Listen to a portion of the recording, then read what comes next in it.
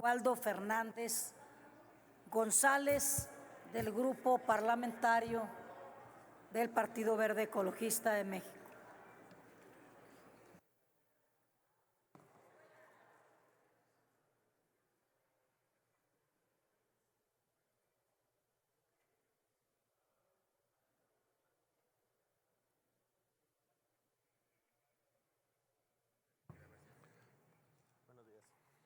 Gracias, presidenta, senadoras y senadores. La justicia es un instrumento de paz. La justicia es el arte de dar a cada quien lo suyo, pero particularmente en México, la justicia se convirtió en un lujo de unos cuantos. El día de hoy he estado intercambiando llamadas con la senadora Yasmín Bugarín, y a nombre del Partido Verde Ecologista y del pueblo de Nayarit, vengo a manifestar un caso concreto donde la justicia ha fallado y por culpa de la justicia, al no haber justicia, se genera un vacío legal que está provocando un problema grave en los límites entre Jalisco y Nayarit. Nada más 11 años han pasado, 11 años desde que la Suprema Corte no ha podido resolver un conflicto de límites entre la comunidad de San Andrés Cochamlata en el estado de Jalisco y la gente de la presidencia municipal del Nayar. El día de hoy tienen retenida desde hace 2 días a la alcaldesa Imelda Escobedo, que desde aquí le mandamos nuestra solidaridad. Y es el caso típico donde las personas, ante la desesperación de no poder tener acceso a la justicia, simple y sencillamente la toman en su propia mano. El Partido Verde Ecologista manifiesta todo su respaldo y solidaridad con la alcaldesa Imelda Escobedo y con las personas que se encuentran retenidas junto a ella, ya que hemos estado platicando constantemente con la senadora Yasmín Bugarín y está personalmente dándole seguimiento a este caso y esta preocupación. Solicitamos al Gobierno de México, así como a los gobiernos estatales de Jalisco y Nayarit, establecer un canal de diálogo, pues lamentablemente el Poder Judicial de la Federación, la Suprema Corte de Justicia de la Nación, en 11 años no se ha dignado a resolver este conflicto.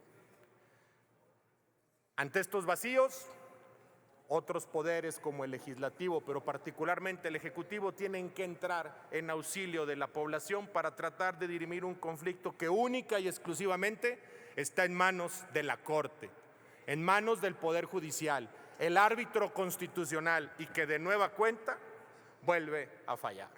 Reiteramos que el diálogo es la única vía mediante la cual se deben de resolver estos conflictos. Pero como este caso, hay muchos en todo el país. Nuevo León, para mí el estado más maravilloso del país, estuvo 2 años sin fiscal ante la indolencia, de nueva cuenta, de una corte que era incapaz de resolver el asunto más crítico de un estado, que es la procuración de justicia. Y que luego, cuando emitió una resolución, nadie le entendió a la resolución, ni la propia corte. Lo que viene es un proceso en el cual al pueblo de México se le da la oportunidad de obligar a un poder a que rinda cuentas. Se le regresa el poder al pueblo en base a una reforma que es generosa, porque al final de cuentas, dadas las condiciones actuales del Poder Legislativo, aquí se pudo haber resuelto por la mayoría aliada del gobierno. Perdón, senador Waldo, el diputado Dorín, sonido, por favor.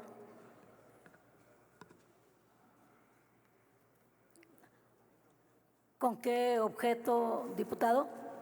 Sí, Presidencia, con el objeto de consultar al orador por su conducto, si a propósito de indolencias de la Corte me acepta una pregunta cándida.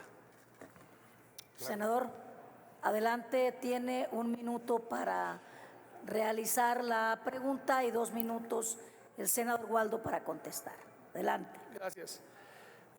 Senador, a propósito de la indolencia de la Corte, ¿qué opinión le merece la indolencia del Rasputín de la justicia, Arturo Saldívar, que fue cómplice del fiscal Gertz cuando tuvieron en la cárcel a Alejandra Cuevas 1 año y medio por el delito inexistente de garante accesorio, privándole de la libertad, y que no fue hasta que los hijos de ella lo fueron a increpar frontalmente a la Universidad Iberoamericana que él volteó a ver la injusticia que en una venganza política y familiar se había cometido en contra de Alejandra. No por la mala aplicación del derecho, no por la mala interpretación del derecho, sino por la aplicación de un tipo penal inexistente. Su opinión, si es tan amable.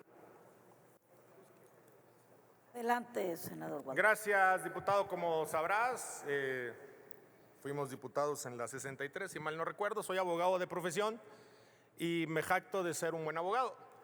Nuestro sistema de derecho está plasmado en un expediente judicial. Al no tener acceso al expediente judicial, yo no puedo actuar en base a dichos. Me parecería irresponsable, en base a un asunto de dichos, poderte contestar esa pregunta. Con gusto, si tuviera el expediente en la mano, te pudiera dar una opinión jurídica. Sin embargo, también es importante señalar que justamente de eso trata la elección del Poder Judicial. De que en el supuesto sin conceder de que hubiera un tráfico de influencias para favorecer a alguien, a partir del 1 de junio, las y los ciudadanos de este país, a las únicas personas que le van a rendir cuentas es al pueblo, no a un senador, no a un diputado, no a un funcionario público. Su único objetivo de ellos va a ser respaldar la decisión popular. Y de eso trata la reforma, de darle el poder al pueblo, de vincular con la comunidad a un poder judicial que es opaco, obsoleto, y que historias como las que tú narras, que yo no tengo en mi poder información para poder dar una opinión, simple y sencillamente es la historia de todos los ciudadanos que se sienten agraviados por un sistema de justicia que no los representa, que se sienten agraviados por personas que al momento de emitir una resolución, y lo digo con todo respeto para los integrantes del Poder Judicial, pero particularmente para los ministros de la Corte, se sienten dioses del Olimpo, que ellos pueden tomar y dirimir sobre ciertos asuntos. Y regreso al caso de mi estado, Nuevo León, un estado bello que en virtud de un conflicto político pasaron casi 2 años para poder resolver una controversia constitucional para la designación de un fiscal.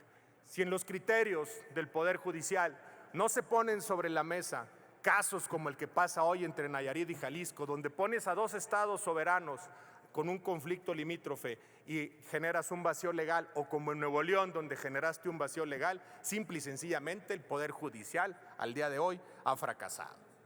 Yo invito a la ciudadanía a participar en esta elección del Poder Judicial, porque es una elección histórica, pero porque también les damos la posibilidad al pueblo de México de que se involucre en uno de los poderes que simplemente en los últimos 100 años no se ha reformado y que es necesario hacer esta reforma.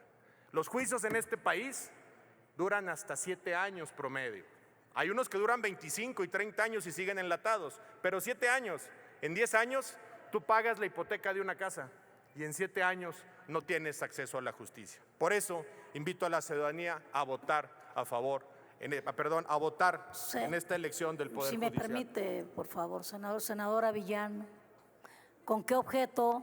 Si me permite el orador hacerle una pregunta, presidenta. Le preguntamos al orador. Adelante. Fue muy popular el día de hoy. Sí. Gracias. Adelante. Senador, ¿usted cree que la elección popular va a lograr que los juicios duren menos tiempo? ¿Y usted cree que los electores van a tener el tiempo de revisar 36 opciones para ver cuál es el mejor perfil para elegirlo? Me refiero a su carrera, a si es un agente honorable, a diversas causas para poder motivarse a votar. ¿Usted cree que el elector tendrá esa posibilidad de elegir? Que van a estar ahí decidiendo entre 6 papeletas